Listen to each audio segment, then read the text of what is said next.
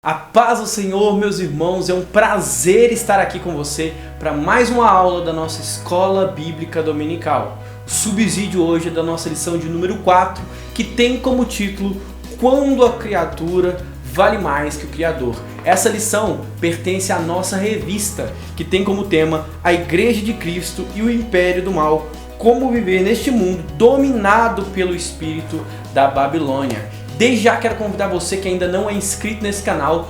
Nós estamos aí destrinchando toda essa revista. Quero convidar você a acompanhar comigo, né? Então se inscreva nesse canal, clique aí no sininho para receber todas as notificações, comente para edificar os nossos irmãos e desde já vamos lá, né? Então pega aí a sua Bíblia, sua caneta, seu bloco de anotação e vamos para essa aula que está imperdível. Vamos lá?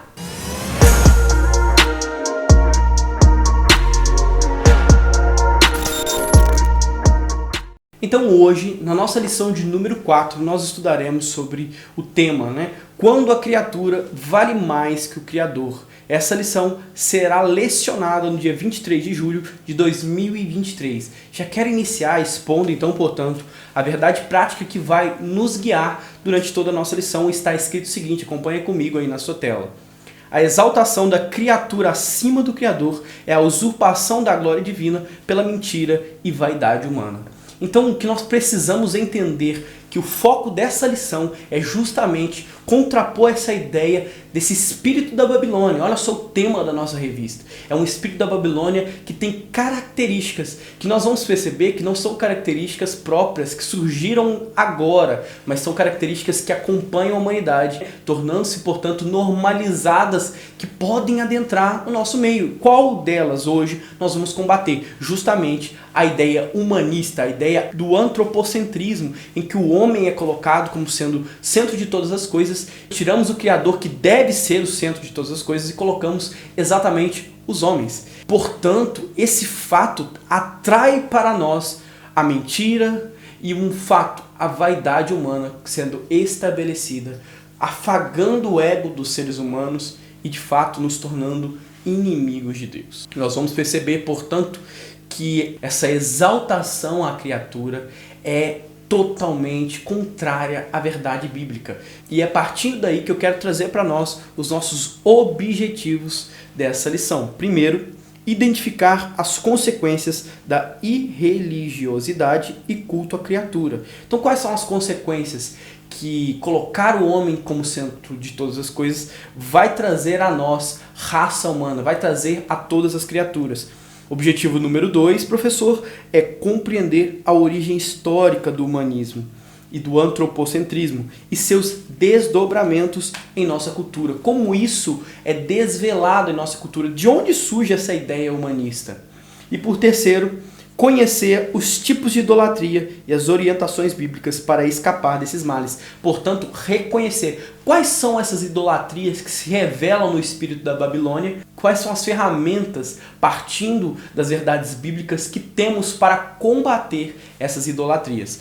Desde já quero trazer uma frase, portanto, para nos fazer refletir sobre essa ideia humanista. R.C. Sproul vai dizer o seguinte: o humanismo não foi inventado pelo homem, mas por uma serpente que sugeriu que a busca por autonomia poderia ser uma boa ideia. Então, Sproul aqui está estabelecendo uma ideia muito importante.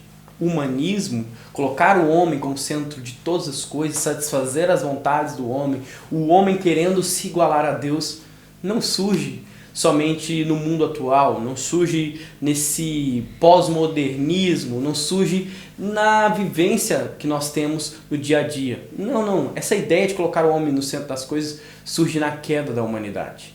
Surge em Adão e Eva, quando eles decidem que, por um desejo que havia neles, falseadamente, pseudo-enganados por uma serpente, comem do fruto sobre o desejo, sobre a ideia de que poderiam ser como Deus, serem independentes de Deus. E está aí o segredo para o fracasso de toda a humanidade. Todas as vezes em que nós nos enganamos e colocamos a mentira como uma verdade, nós vamos falar isso no nosso texto bíblico, nós estamos de fato agindo como Adão e Eva, em que se colocam como centro de todas as coisas e esquecem que nós, criaturas, somos totalmente dependentes do Criador. E, portanto, já quero trazer o nosso texto bíblico que está localizado em Romanos, capítulo 1, do verso 18 a 25. A carta aos Romanos, escrita por Paulo, provavelmente no ano de 57 d.C., foi sim e é uma das mais importantes cartas do nosso Novo Testamento.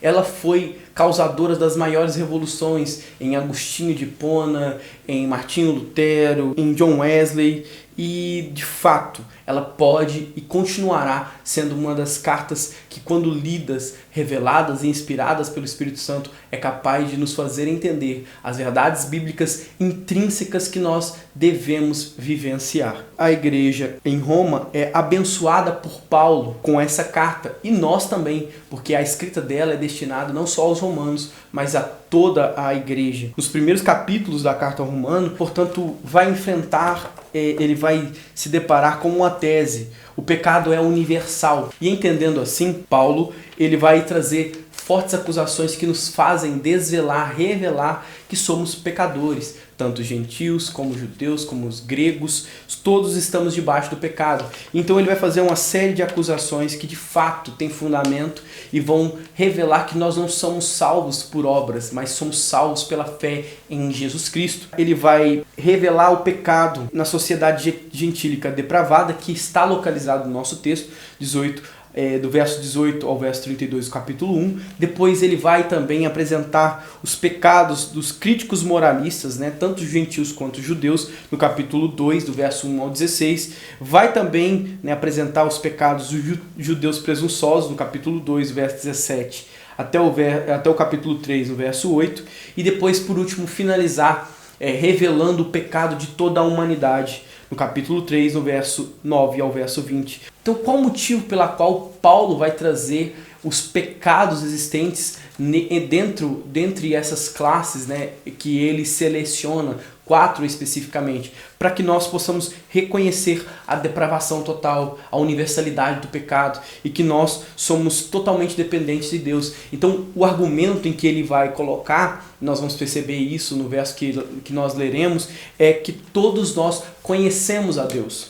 Nós conhecemos a sua bondade, porque tanto a nossa consciência, quanto a criação, e posteriormente ele vai falar no capítulo 2, quanto a lei revelada no nosso coração, quanto a lei de Moisés, nos traz a imagem de Deus. Então nós o conhecemos. E conhecendo a Deus, nós o ignoramos deliberadamente. Continuamos entendendo que existe Deus, que existe o pecado e que nós estamos vivendo e agindo errado. Nós continuamos deliberadamente sendo impiedosos. Dessa forma, então, somos culpados e somos indesculpáveis, porque não há em nós inocência, porque a verdade de Deus é revelada. Nós o conhecemos Deus e a sua bondade. E ainda assim, nós preferimos viver deliberadamente sobre os nossos desejos, sobre as nossas concupiscências. Essa é a raça humana caída. E de fato, o que ele vai nos ensinar durante o capítulo 1, capítulo 2 e capítulo 3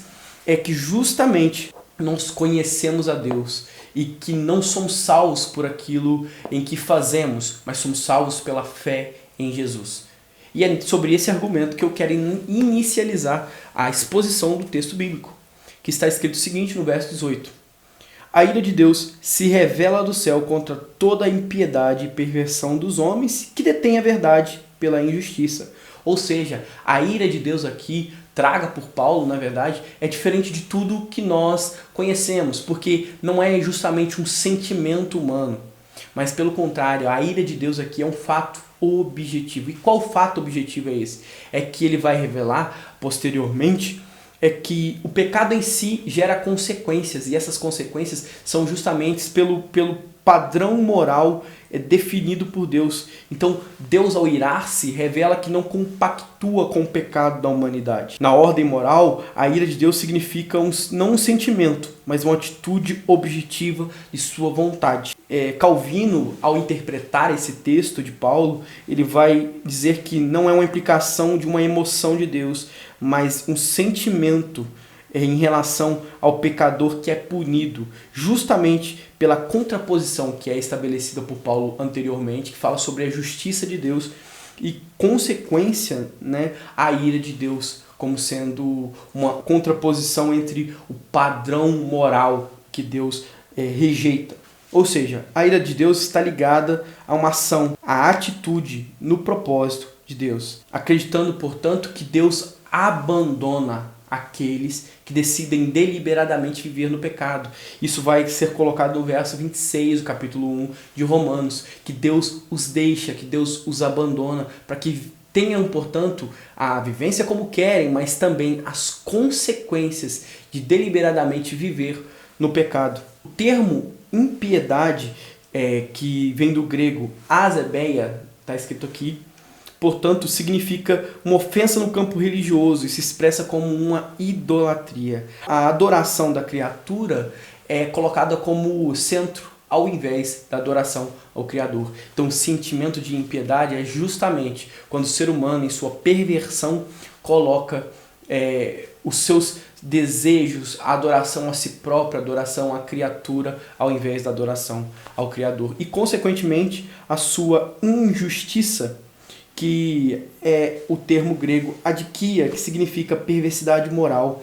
Então, uma das consequências, dessa impiedade, da adoração ao culto, o culto a si próprio, é a injustiça, que é justamente essa perversidade moral, essa relativização da moral, para que sejam colocados pontos e termos que adequem à vontade do ser humano. Tanto a impiedade quanto a injustiça andam juntas e nascem justamente no rejeitar da adoração a Deus, de fato, o estabelecimento do culto a si próprio.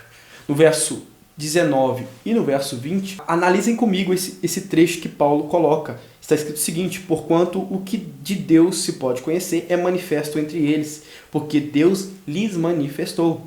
Porque os atributos invisíveis de Deus, assim seu eterno poder, como também a sua própria divindade, claramente se reconhecem desde o princípio do mundo, sendo percebidos por meio das coisas que foram criadas. Tais homens são, por isso, indesculpáveis. Então, Deus revela a sua bondade por meio da criação. Não pode o homem acusar a inocência perante o pecado, porque ele é injustificável, uma vez que Deus se revela a nós por meio da sua criação. É o que Paulo coloca aqui. Então, uma das verdades é que Deus se revelou a nós. Como eu disse anteriormente e repito, Deus se revela a nós por meio da nossa consciência, o que é posto, portanto, no verso 32 do capítulo 1, por meio das coisas criadas, que é estabelecido no verso 19 e 20, por meio da lei, que é gravado no nosso coração, capítulo 2, verso 12, e por meio da lei de Moisés, capítulo 2, verso 17. É importante que você, professor, anote essas referências para trazer, portanto, uma discussão muito importante. A Bíblia de Estudo Pentecostal vai trazer um questionamento muito importante. Qual? Se todos nós conhecemos, de fato a Deus, a sua bondade, e reconhecemos que existe a possibilidade de pecado, por intermédio, primeiro, o que Paulo vai trazer no capítulo 1, no verso 19 e verso 32, por meio da criação, da natureza, a natureza revela Deus por meio da nossa própria consciência, que também revela Deus, por meio da lei que é estabelecida no nosso coração, que está no capítulo 2, verso 12, e por último, na lei de Moisés, que também revela Deus e nos mostra como podemos nos relacionar com Ele, capítulo 2, verso 17 do livro de Romanos. Por que então que existe a necessidade de missionários? E aí a Bíblia de Estudo Pentecostal vai nos responder. Primeiro, porque embora saibamos do pecado, a iniquidade nos deixa cegos à verdade. E é papel do missionário, pela pregação da palavra, expor os pecados de forma suscetível a nos encaminhar até Cristo. Então é papel do missionário revelar a nós que estamos debaixo do pecado.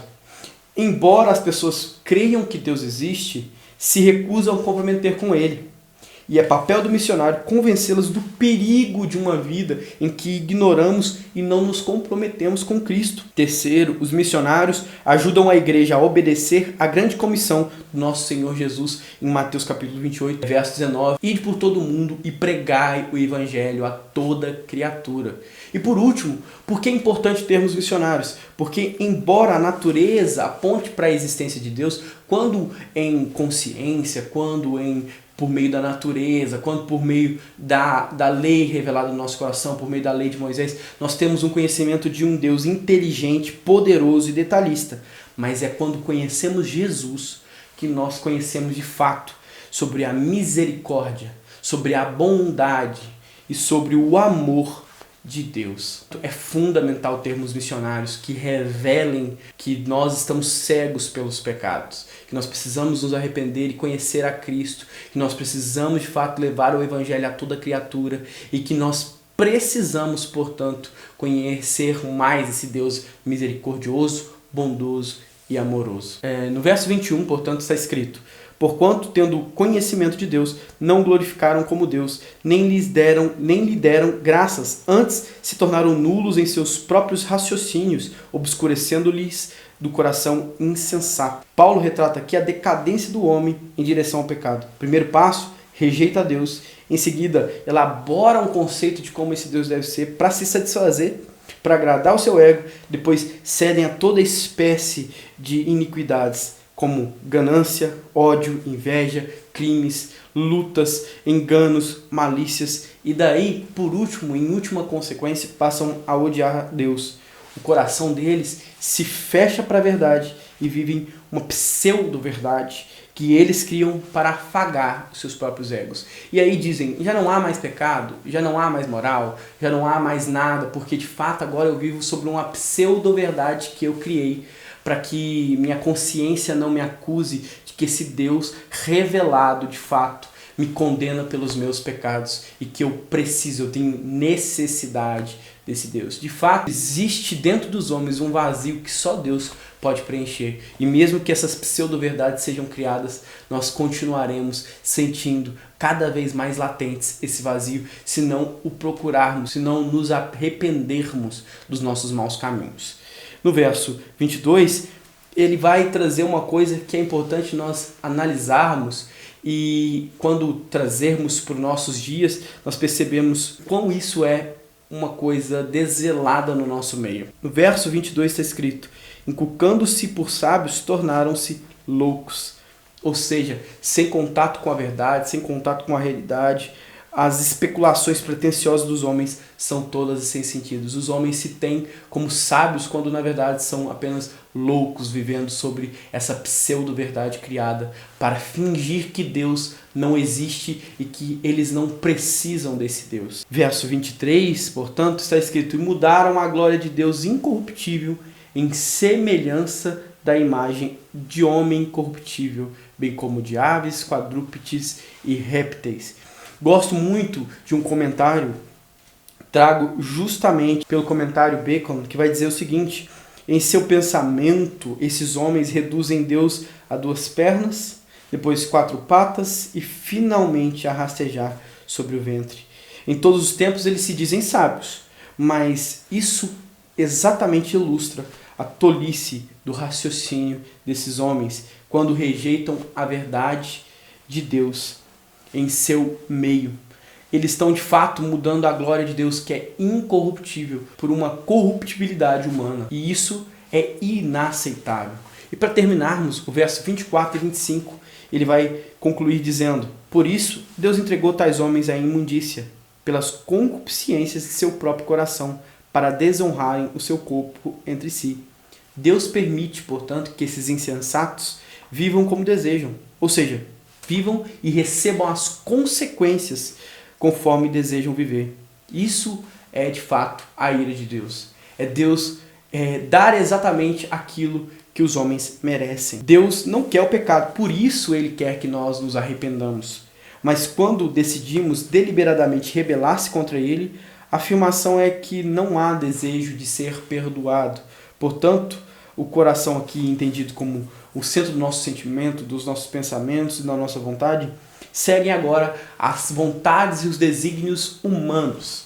Deus é tirado do centro, o homem colocado no centro, e esse passa a regrar a sua vida de acordo com como quer, sem perceber que está se tornando escravo das suas próprias vontades. Quantas vezes nós não vemos isso? Homens que acreditam estar vivendo uma liberdade que, na verdade, torna-se um vício de liberdade. São aprisionados, encarcerados por essa pseudo-liberdade que se torna libertinagem. Vivem, agem como querem, mas não querem ter as consequências do seu pecado. Mas Deus diz que a sua ira é desvelada, portanto, virá e será posta a todos que se rejeitarem a verdade de Deus. Verso 25. Pois eles mudaram a verdade de Deus em mentira, adorando e servindo a criatura em lugar do Criador, qual é bendito eternamente. Amém. Se a raiz do pecado do homem é a perversidade religiosa, o fruto é a corrupção moral. Arrancando Deus da fonte de sua vida e felicidade, o homem procurou a satisfação na criatura. Agora, o que traz alegria para o homem não é servir a Deus, mas servir a criatura, servir-se a si próprio, servir aos homens. A mentira é a usurpação idólatra da glória divina pela criatura. Isso teve início em Satanás, a quem Jesus chama de pai da mentira, João capítulo 8, versos 44 e 45. No jardim do Éden, Satanás mentiu ao primeiro casal, prometendo que se eles afirmassem a sua independência do seu Criador, seriam como Deus, em poder e em sabedoria. E daí nasce essa ideia de tirar Deus do centro, colocar o homem e seus próprios desejos. A religiosidade incurável do coração humano é tal que o homem não quer mais, não tem desejo mais em adorar o Criador e inevitavelmente deseja adorar a criatura. Isso é terrível e as consequências disso são desastrosas. Sobre esses que vivem tal, são pesados na ira de Deus, em que trará sobre eles as consequências dos seus próprios desígnios, dos seus próprios desejos, das suas próprias vontades. É triste. Gostaria de trazer uma breve introdução. O fato é que a soberba e a insensatez do homem ímpio mantém ele afastado da verdade de Deus. Nada nos afasta mais de Deus quando não sentimos necessidade dele. E isso é de fato o que quebra o nosso relacionamento com Deus. Não há ninguém que tenha mais uma separação de Deus do que aquele que não percebe a necessidade de estar com Ele, da necessidade de que temos de fato do Criador. Essa revolução em que o espírito da Babilônia traz nos dias atuais, no pensamento, passou a priorizar cada vez mais a criatura ao invés do Criador. Quais são, e qual o ponto principal que nós precisamos entender dessa lição para que nós possamos o rejeitar? A autoidolatria. O coração perverso e a escolha pelos prazeres da carne colocam a raça humana inimiga de Deus. Esta lição que nós estamos estudando hoje é um alerta. Acompanhe comigo aí na sua tela. Ela é um alerta do que? Quando Deus deixa de ser a medida de todas as coisas, há uma consequência contra a humanidade. Devemos ter exímio cuidado para que nós não estejamos vivendo segundo as nossas vontades, mas sempre sobre a soberana vontade de Deus. No nosso tópico 1, o desprezo à verdade, sendo dividido em 3 tópicos. Subtópico 1, a impiedade e a justiça. Subtópico 2, a insensatez humana. E o subtópico 3, o culto à criatura. Dentro do subtópico 1, a impiedade e a justiça. Como eu já disse, o termo impiedade é uma ofensa religiosa. É a idolatria, a adoração à criatura em vez do Criador. O termo injustiça significa perversidade moral e é exemplificada pela imoralidade e pela maldade. Tanto a impiedade quanto a injustiça, elas andam juntas e elas nascem justamente do rejeitar de adorar a Deus. O pecado contra o temor a Deus, relativizando o pecado, idolatrando o culto à criatura, por meio da perversidade, por meio da depravação. Isso vai tornando o ser humano cauterizado, a sua consciência é cauterizada. E aí, em 1 Timóteo capítulo 4, verso 1 e 2, Paulo vai dizer o seguinte para Timóteo: o Espírito diz claramente, nos últimos tempos, alguns abandonarão a fé e seguirão espíritos enganadores e doutrinas de demônios. Tais ensinamentos vêm de homens, olha as características, hipócritas e mentirosos, que têm a consciência cauterizada. As características de um homem que abandona a fé, segue espíritos enganadores e doutrinas de demônios, é ser hipócrita e, portanto, mentiroso. E eles estão com a consciência cada vez mais cauterizada, ou seja, já não tem mais conhecimento e reconhecimento do seu pecado.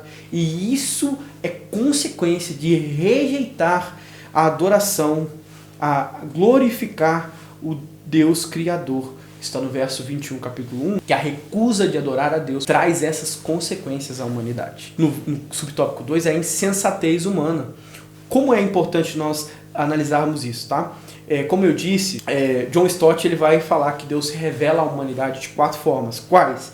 Por meio da criação, verso 19 do capítulo 1, por meio da consciência, verso 32, por meio da lei revelada no nosso coração, Romanos capítulo 2, verso 12, e por meio da lei de Moisés, Romanos capítulo 2, verso 17. Paulo analisa que Deus se revelou a nós em sua bondade, em sua existência. Por isso nós somos indesculpáveis. E mesmo assim, a humanidade rejeita a Deus e decide viver como iníquos, se colocando como inimigo de Deus, e no lugar do Criador, colocam-se como a criatura, centro da adoração. E disso surge a idolatria e a perversão moral. Então, no subtópico 3, o culto à criatura. Isso trago como sendo uma rejeição de adorar a Deus e colocando o homem como centro de todas as coisas. Deus permite que os filhos da ira possam viver à mercê dos seus desejos pecaminosos. Só que Deus anuncia a sua ira contra eles no verso 18 do capítulo 1. Assim, a religião desses que rejeitam adorar a Deus e passam a querer viver segundo suas próprias vontades é nada mais, nada menos do que viver segundo a ciência, colocando a razão acima de todas as coisas, o pensamento científico acima da fé, acima de Deus. Então Deus nada mais é subjetivo àquilo que a ciência compreende, a matéria, e com isso nosso comentarista diz que é o amor ao dinheiro e aos bens materiais, aqueles que colocam aquilo que conquistaram, o seu dinheiro, os seus bens materiais, acima de Deus. E como a gente percebe muito bem isso? Quando esses não se sujeitam ao fato e querem deturpar a Bíblia, até mesmo em questão de ofertas, em questão de dízimo, que Deus coloca no coração daqueles que desejam doar com alegria. Mas, pelo contrário, o homem ama tanto o dinheiro, ama tanta matéria, coloca o seu dinheiro, os seus bens materiais acima de todas as coisas, que ele tenta falar, não, isso ficou no passado.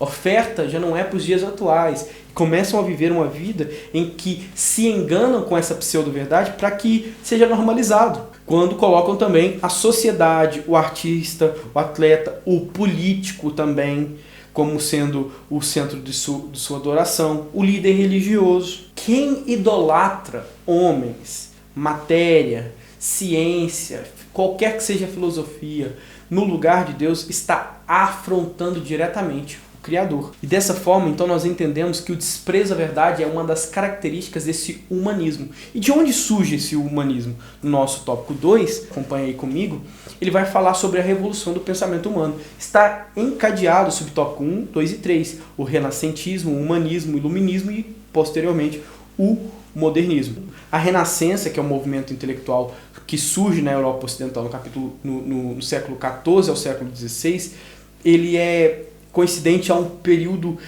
desde 1453, que é marcado pela tomada, do Império Turco-Otomano de Constantinopla, até 1789, que é marcada a Revolução Francesa. Esse período é uma mudança no pensamento. Qual que é agora o foco das discussões? Sai de ser teocêntrico, Deus é tirado do centro, e o homem é colocado no centro de todas as coisas. Portanto, a vida passa a ser meramente uma explicação racional e cético. Então, tudo que é milagre, que é sinal, que é maravilha, é colocado em segundo plano. A fé é colocada em segundo plano porque essa não é explicada racionalmente. E isso dá lugar à criação de uma filosofia, a filosofia humanista. O humanismo, que é o nosso subtópico 2, ele surge como tendo seu centro na Itália, principalmente no século XV, onde a moral, a ética é totalmente dependente daquilo que o homem enxerga, ou, portanto, a criatura passa a ser de fato o centro. E a base de todos os valores da sociedade, tudo aquilo que a sociedade vivencia é não o Criador, mas a criatura. E uma crítica do nosso comentarista aos aspectos positivos que trazem do humanismo, que são mais valorização dos direitos humanos, mais liberdade ao indivíduo, não são causas próprias tragas por esse movimento humanista. Porque nós vamos perceber que a própria Bíblia possui um arcabouço de concepções de liberdade e de igualdade que são muito bem estabelecidas. E se alguém diz que com o humanismo surge a questão da igualdade entre as raças, das classes sociais, de gêneros, desconhece que a Bíblia também tem um arcabouço que traz justamente a igualdade entre as raças, das classes sociais e de gênero. Em Gálatas capítulo 3, verso 28, quero até destacar, vou ler com vocês aqui, para que vocês entendam como Paulo estabelece, né, que o evangelho é um evangelho que ele não distingue pessoas por raças, por classes sociais, nem por gêneros. E ele vai dizer o seguinte, Gálatas capítulo 3, verso 28. Não há um judeu nem grego, escravo nem livre, homem nem mulher, pois todos são um em Cristo Jesus. Independente da sua cor de pele, independente se você é escravo ou livre, independente se você é homem ou mulher, nós somos todos um só em Cristo Jesus. Isso é, de fato, pregar uma igualdade em que todos nós estamos debaixo da vontade de Deus. No terceiro subtópico, o iluminismo e o pós-modernismo, que são consequentes, né? A Europa, nós falamos muito bem de iluminismo, né? Tanto na lição 3 quanto na lição 2, eu até vou colocar aqui no card para que você acompanhe. A Europa, entre o século 17 e 18, é estabelecido, portanto, o iluminismo. O que é o iluminismo, basicamente? Ele tem características religiosas, mas é um movimento secularista em que rejeitam de fato a tradição e buscam as respostas da razão. Percebem que é um encadeamento do renascentismo, humanismo e, portanto, o iluminismo e o pós-modernismo vão seguir a mesma linha de pensamento em que tudo deve ser explicado a partir da razão, sendo o homem, portanto, entendido e colocado como centro de todas as coisas, sendo o senhor do seu próprio destino, sendo, portanto, alvo da adoração humana. Aqueles que eram os iluministas, aqueles que trouxeram a revolução, eram tidos como santos e eram adorados por aqueles que defendiam o iluminismo. Nós vamos perceber, portanto, que há estátuas que em vários lugares da França que trazem esses homens como sendo seres divinos pelo seu estabelecer, de colocar-se como sendo o centro de toda adoração. A igreja deixa de ser uma instituição necessária e agora quais são as instituições necessárias? A instituição do Estado. O Estado se coloca, portanto, como substituto da fé, como substituto da moral e da regra ética de cada indivíduo. E na pós-modernidade, nós vamos perceber, portanto, que a sociedade deixa de ser sólida e passa a ser líquida. A gente tem até um termo cunhado por Zygmunt Bauman, que vai dizer que a sociedade atual é uma sociedade líquida. E isso significa que todas as relações sociais, elas são fundamentadas no individualismo e na sua instabilidade. Portanto, aquilo que era verdade absoluta passa a ser agora uma verdade relativa. Os casamentos já não são feitos mais para durar, porque as relações não duram. Aquilo que era verdade deixa de ser verdade e passa a ser individualmente verdade de cada ser. Olha o risco que isso nos traz, porque o cristão não vive segundo verdades humanas, mas verdades estabelecidas pela Bíblia. Nós somos regidos e, portanto, nós vivenciamos aquilo que a Bíblia nos diz para vivenciar. E isso é relativizado. Marcas dessa filosofia trago como o egocentrismo, relacionamentos superficiais, o hedonismo, que é satisfazer sempre todas as suas vontades, o narcisismo, que é uma opinião muito elevada de si mesmo, é se colocar sempre como sendo o centro de todas as coisas, que define muito bem essa característica narcisista, define bem o que os homens na atualidade vivem em seus Instagrams, em que postam vidas perfeitas para que sejam adorados por outros, por características irreais em que eles constroem para que tenham uma opinião social elevada de si próprio, mostram, na verdade, que falta neles o desejo de agradar a Deus. Porque nós não necessitamos de aprovação humana. E quando nós vivemos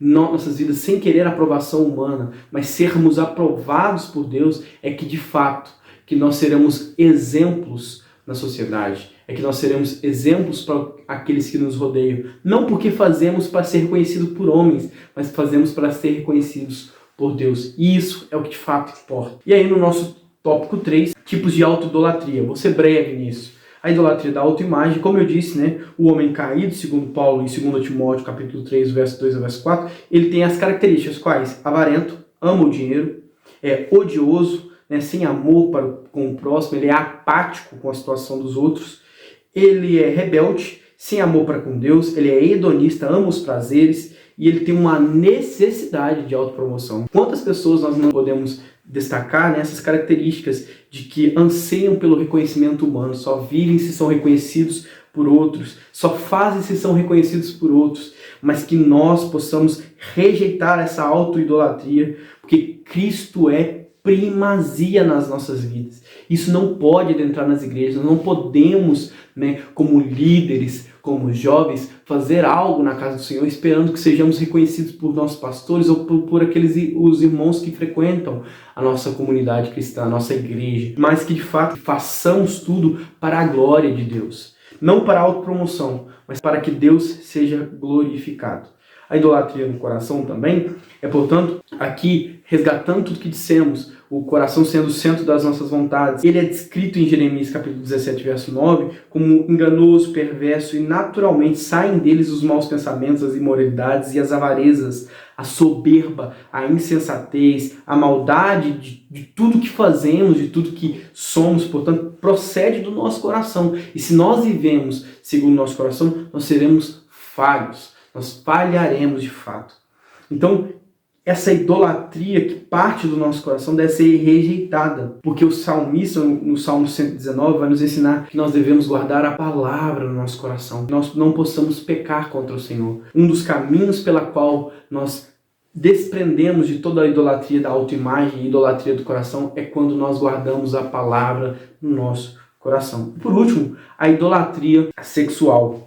A falha no controle dos impulsos sexuais está associado à sensualidade, verso 27, à imoralidade, Romanos capítulo 3, verso 13, à libertinagem, que é uma característica real do que nós estamos falando sobre a idolatria sexual. Hoje os homens já não se definem por aquilo que são a partir de Deus, mas pelos seus próprios impulsos sexuais. Daí surge esse movimento LGBT, querendo que os homens se definam por seus impulsos sexuais. Homossexual é gay ou é lésbica, e isso definindo o homem pelo seu impulso sexual, que a Bíblia nos ensina a ser rejeitado. Nós não devemos ser definidos por nossos impulsos, mas por aquilo que a Bíblia diz que nós somos. Nós somos filhos de Deus, nós somos servos de Deus. Nós não somos aquilo que o nosso corpo, a nossa carne pede, mas aquilo que Deus e a Bíblia quer de nós. E a Bíblia em Gálatas vai dizer: vivam o Espírito e jamais satisfarão os desejos da carne. Então, de fato, para nós concluirmos essa lição, a corrupção da raça humana